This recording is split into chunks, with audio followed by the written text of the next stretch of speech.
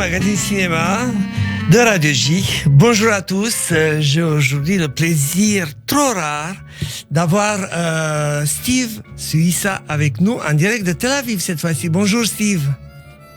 Bonjour Nelou. Qu'est-ce que vous faites à Tel Aviv ? C'est difficile d'y aller. Vous êtes à Tel Aviv, on rêve tous d'y aller. J'écris un film depuis quelques semaines, un long métrage que j'espère faire bientôt, qui est un film sur le tikkun, donc sur le pardon, sur la réparation, sur la deuxième chance.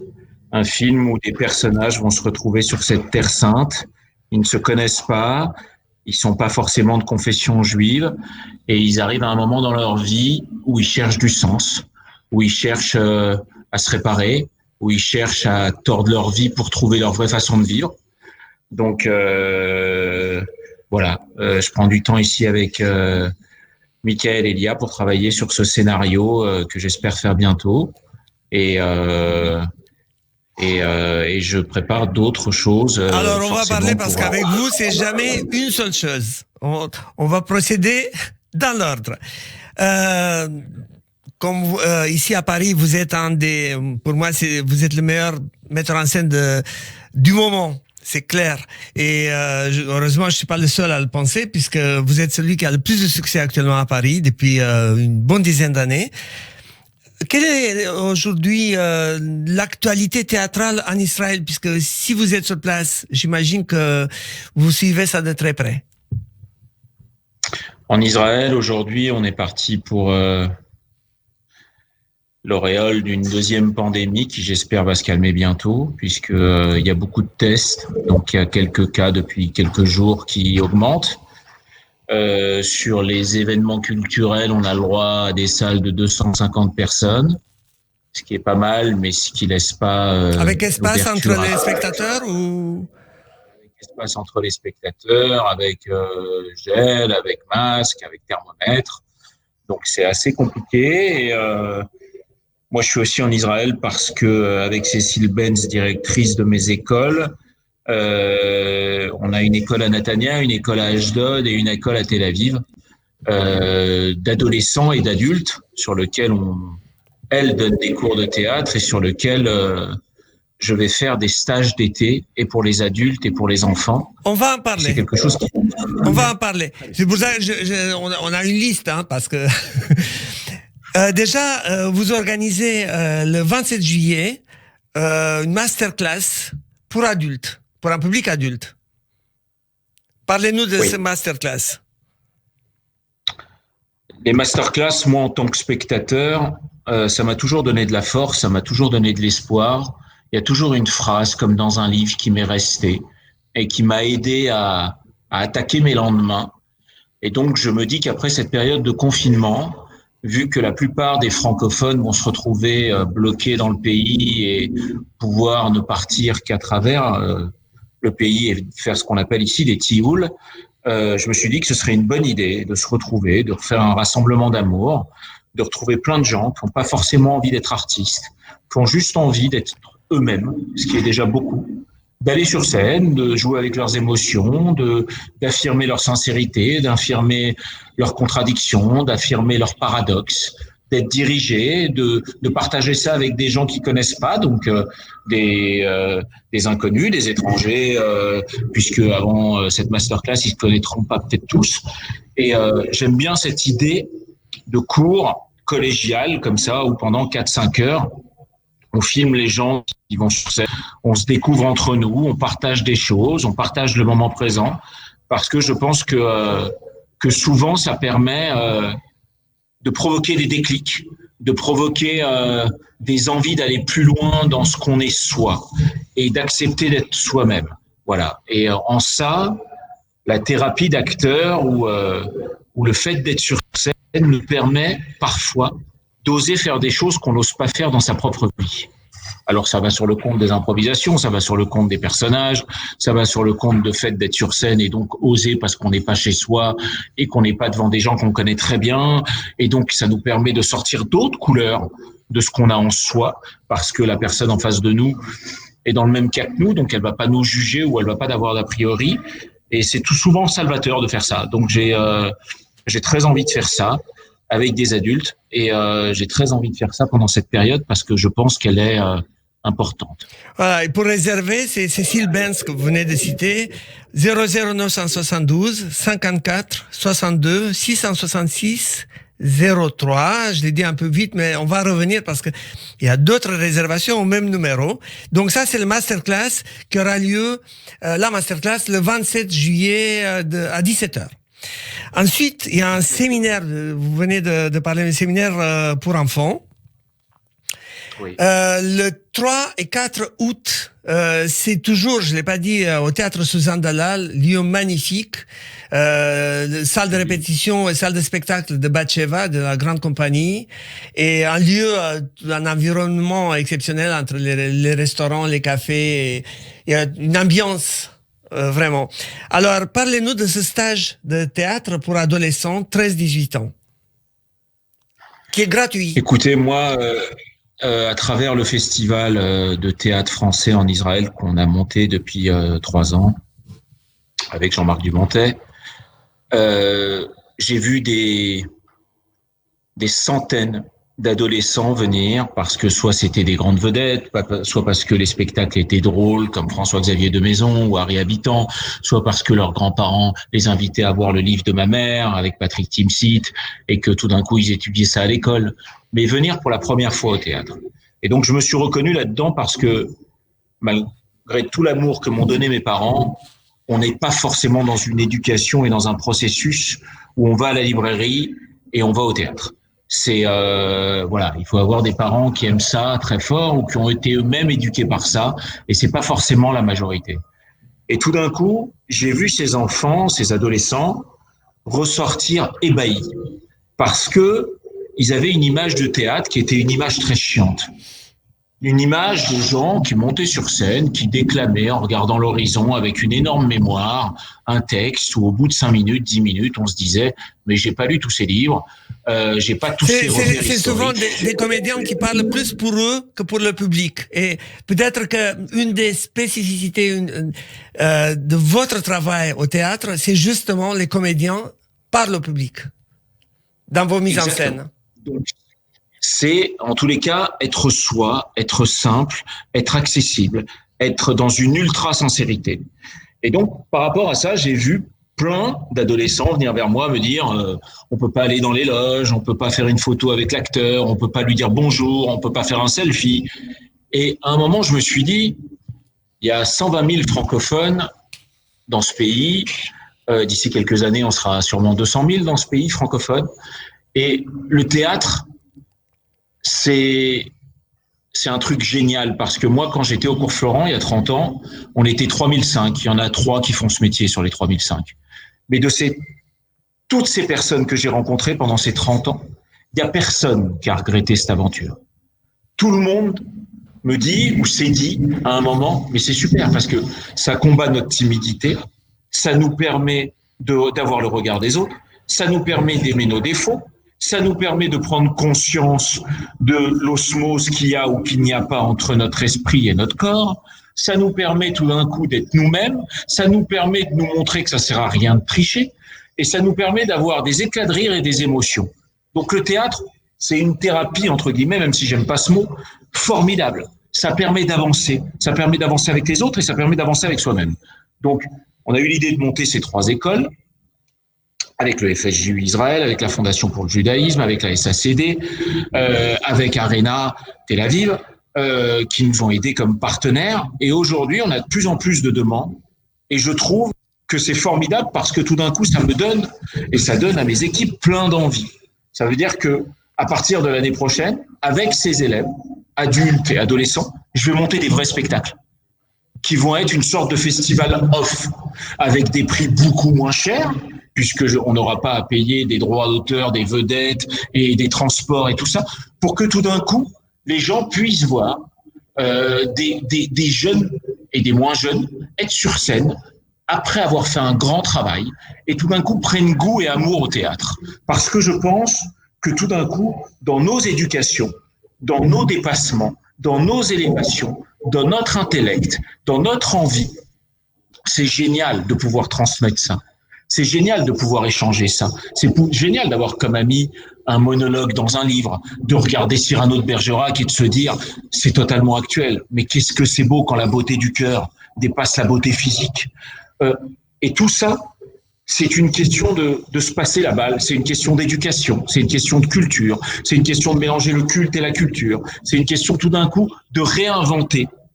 Et si aujourd'hui même le tiers ou 20% des mômes aimaient autant le théâtre que le football, mais on aurait une génération mais géniale. On aurait des échanges qui seraient formidables. Et donc, je pense que ça contribue, entre guillemets, à ne pas s'isoler et à se rassembler pour les bonnes raisons. Les inscriptions, je reviens à Cécile Benz, 00 972 54 62 666 03. Ça a lieu lundi 3, mardi 4 août, de 10h à 17h. Attention, les places sont limitées. Et, merci encore Steve Suissa, c'est gratuit. Oui. Oui, parce que, entre guillemets, si j'étais un peu rock comme ça, je vous dirais que j'ai rien à vendre. J'ai tout à partager. Donc, j'ai envie qu'ils aient un minimum d'envie et qu'ils aient envie de venir. Juste pour se dire après une matinée, j'adore, je reste ou je m'en vais. Alors, je pense Paris là.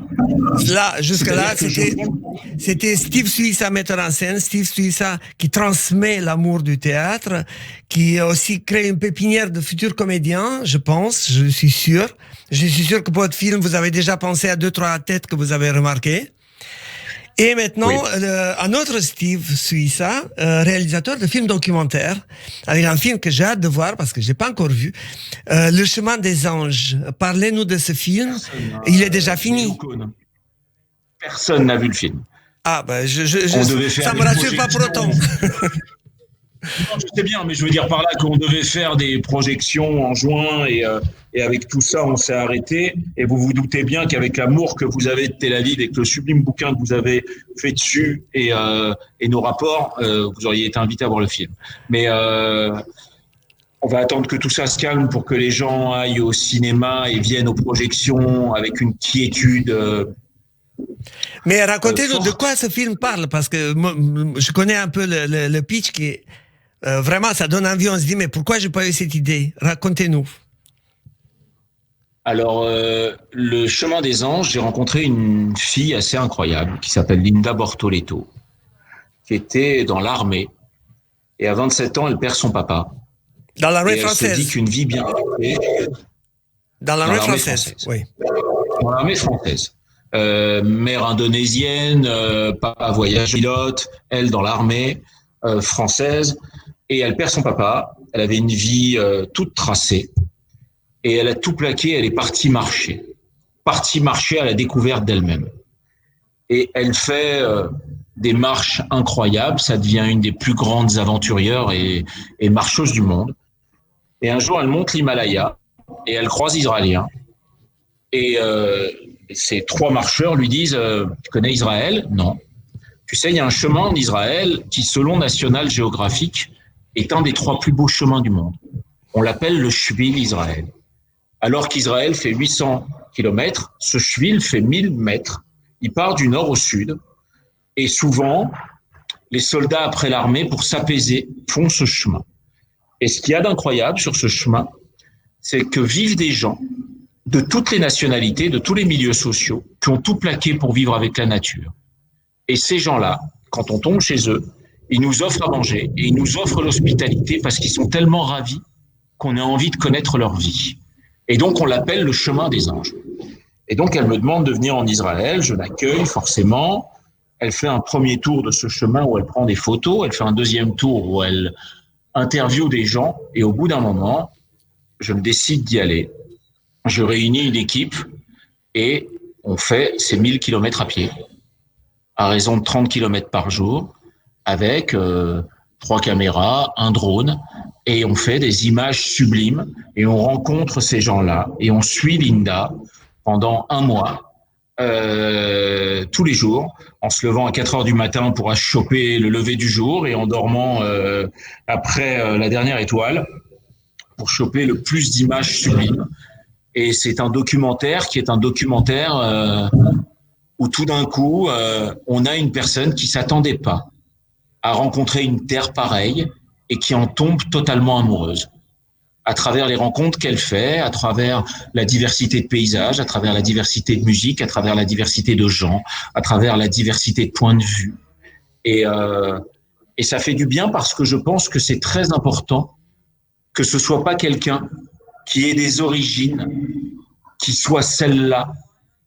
Et je trouve ça formidable de se dire que cette personne qui encore, il y a quelques mois, était totalement étrangère à cette terre, fait qu'aujourd'hui, elle se dit qu'elle ne pourra plus jamais passer une année sans y venir. Et je trouvais ça intéressant par rapport à tout ce qui se passe, par rapport aux a priori, par rapport à cet antisémitisme gerbant, par rapport à la beauté de ce pays, par rapport à la grandeur que peut être une grandeur d'âme ou une grandeur d'humanité chez des gens qui ont décidé de se mélanger pour vivre ensemble, que faire ce film était important. Et Radio J est partenaire et Studio Qualita aussi. Et Studio Qualita aussi. Évidemment. Et le KKL aussi, et la Fondation pour le judaïsme aussi, et la Fondation pour la mémoire de la Shoah aussi. Ouais, il faudrait les remercier parce que vraiment, c'est bien qu'ils participent à cette œuvre, c'est bien qu'ils vous aident dans tous vos projets. Maintenant, une autre casquette, et je finirai par faire Khamsa, que ça continue comme ça, c'est Steve Suissa, producteur et réalisateur de télévision d'une émission qui maintenant, depuis presque 2 ans, est à l'antenne, une émission sur Radio J, on entend régulièrement les annonces. Bereshit, bientôt une centaine de numéros déjà. Donc, oui. ça, c'est plus une nouvelle émission, c'est une émission qui est maintenant installée.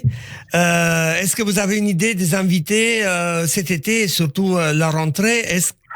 Quoi de neuf dans cette émission à partir de septembre? On a des invités qui sont très différents les uns des autres, qui ont un rapport entre le culte et la culture, qui sont des penseurs, qui sont des philosophes, qui sont des aventuriers, qui sont des historiens, qui sont surtout des rabbins, qui ont surtout un point de vue sur le judaïsme. Donc, je ne vais pas en citer certains pour en laisser d'autres, mais ce qui est formidable, c'est qu'aujourd'hui, on n'a pas de refus parce que les gens voient les émissions, parce que les audiences montent, parce que tout d'un coup, le débat est riche, parce que ce soit femmes, hommes, religieux, pas religieux, juifs, pas juifs, ils ont tous envie de venir discuter à bâton rompu, soit sur le module de 15 minutes qui est aujourd'hui des personnages bibliques ou des symboles ou des traditions, soit sur celui de 45, qui est soit la découverte d'un lieu, soit une thématique qui s'impose par rapport au judaïsme, qui va de l'architecture, la musique, un destin fort, une passion, la médecine. C'est interminable les déclinaisons qu'on peut avoir. Et c'est formidable de faire ça, tout d'abord parce qu'on apprend et parce qu'on transmet et parce qu'on reçoit des dizaines et des dizaines de courriers de gens pas juifs ou de gens spirituels ou de gens éloignés de tout ça qui ne loupent plus une émission et c'est une fierté. C'est une vraie fierté, cette émission. Avec juste une petite parenthèse sur le générique qui est magnifique, c'est des images sublimes. Et déjà, il faut voir ce générique. Et ensuite, de toute façon, on est emporté par l'émission. Les intervieweurs, les rabbins sont vraiment remarquables, tous. Et c'est toujours surprenant de voir un rabbin qui fait une interview, par exemple, de Francis Huster et découvrir un Francis Huster vraiment qu'on n'attendait pas dans ce type d'émission sur ce type de sujet, et un rabbin qui a des questions pour lui. Donc c'est vraiment remarquable. Il reste maintenant, donc on est début juillet. Quelle est la rentrée théâtrale pour vous à partir de septembre?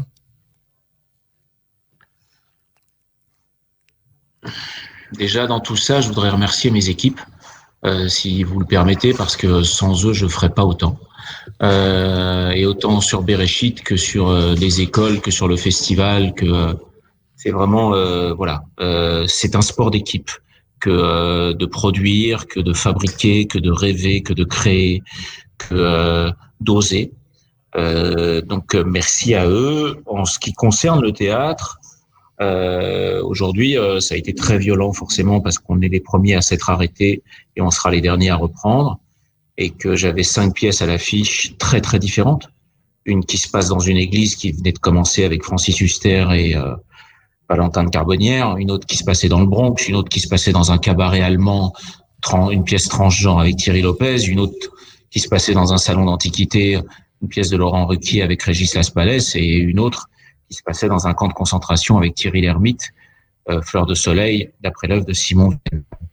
Et donc, quand on a la chance, après des mois et des années de travail, d'avoir autant de pièces dans les plus beaux théâtres de Paris et de France, quand tout ça s'arrête d'un coup, ça fait très, très bizarre parce que on sait que ça n'arrive pas souvent dans une vie, d'avoir ça, et de pouvoir jongler entre toutes ces émotions et toutes ces différences de public et de surfer là-dessus.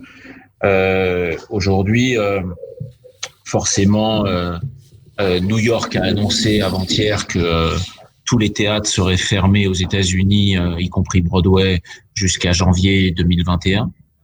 Donc, ça veut dire que je sais pas à quoi va ressembler septembre ni octobre. Je sais pas à quoi va ressembler Paris et je sais pas à quoi vont ressembler les provinces. Si tout tient le coup et que les chiffres sont bons, ce que j'espère, non pas pour moi, mais pour nous tous, c'est que en octobre, il y aura Thierry Lhermitte au Théâtre Antoine pour 15 représentations exceptionnelles et que la pièce de Laurent Ruquier, le plus beau dans tout ça, et que Bronx partiront en tournée à travers la France et que j'ai d'autres projets qui vont venir parce que il faut continuer à avancer et qu'il faut pas avoir peur et que aujourd'hui on est dans un vrai test de foi dans cette épreuve-là, c'est-à-dire que il va falloir continuer à vivre, il va falloir vivre avec, et il va falloir surtout ne pas avoir peur et continuer à rêver, parce que c'est fondamental. Et si c'est reporté, ce sera 3, 4 mois plus tard que tout ça, j'espère, se remettra en place. Mais j'ai hâte de ça, parce que pour ceux qui ont de la chance d'avoir des familles et pour ceux qui sont plus isolés, je pense que la culture est très très importante. Moi, ça m'a sauvé la vie, la culture. Ça m'a sauvé la vie de lire des mots que j'avais pas dans ma tête et que je ne savais pas dire et tout d'un coup de me sentir moins seul. Ça m'a sauvé la vie de voir des films où le héros au tout début était pour ainsi dire foutu et à la fin, à force de persévérance et de courage, arrivait à avoir une vie magnifique. Ça m'a sauvé la vie de voir des gens qui tout d'un coup ne lâchent jamais rien parce qu'au bout d'un moment, ça finit par payer. Donc je pense que pour les spectateurs, la culture et pour nos enfants, pour nos adolescents, c'est quelque chose d'imparable dans leur éducation, dans leur fondement, dans leur métabolisme. Ça nous permet de vivre 100 fois que d'aimer de regarder un film, écouter un concert, regarder un film ou documentaire ou d'apprendre quelque chose à travers la visite d'un musée. Donc, j'espère vraiment que tout ça va reprendre et j'espère qu'on sera encore plus fort. Voilà. Donc, les projets ne cesseront pas tant que ce qu'il y a au-dessus de moi me donnera la force de ça. Mais j'espère vraiment que on va trouver un traitement, on va trouver un vaccin et on va trouver la force de dépasser tout ça. Steve Suissa, merci. Je rappelle, producteur de théâtre, de cinéma, de télévision, réalisateur de cinéma et de documentaire, metteur en scène, comme je disais tout à l'heure, peut-être le meilleur metteur en scène, celui qui a le plus de succès, qui fait les pièces les plus audacieuses en ce moment sur la scène parisienne. Scénariste, acteur, on attend avec impatience ce film documentaire. On attend votre prochain film. Et bien sûr, dès que vous avez la certitude des dates au théâtre, bien sûr que sur Radio J, vous êtes chez vous. On se revoit et on les annonce et on est partenaire de tout ce que vous faites parce que on aime ce que vous faites. Merci pour votre don de transmission pour les enfants, tout ce que vous faites pour la culture en France et en Israël et le pont que vous construisez entre les deux. Je pourrais continuer comme ça longtemps. Steve Suissa, merci beaucoup. Merci. Portez-vous bien. Au revoir. Merci. Vous aussi. Merci.